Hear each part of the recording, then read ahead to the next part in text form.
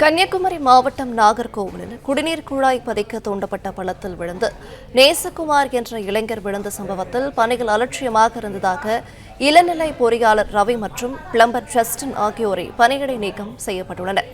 கூடுதல் விவரங்களை செய்தியாளர் சுகேந்திரன் வழங்கிட கேட்கலாம். சுரேந்திரன், வணக்கம். மேல் விவரங்கள்.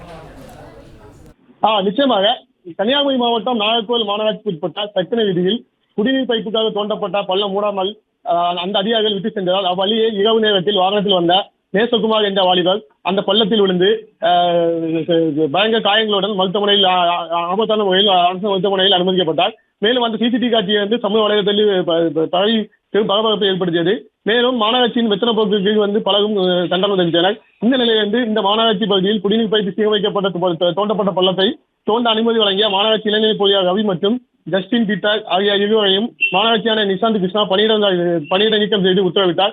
மேலும் ஒப்பந்ததாரர் ஜார்ஜ் மீது 50,000 ரூபாய் அபராதம் விதித்து நாகர்கோவில் மாநகராட்சி ஆணையர் நிஷாந்த் கிருஷ்ணா உத்தரவிட்டார். இந்த சம்பவம் நாகர்கோவில் பகுதியில் பரபரப்பை ஏற்படுத்தியுள்ளது.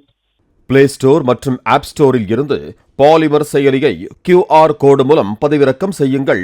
செய்திகளை உடனுக்குடன் பெறுங்கள்.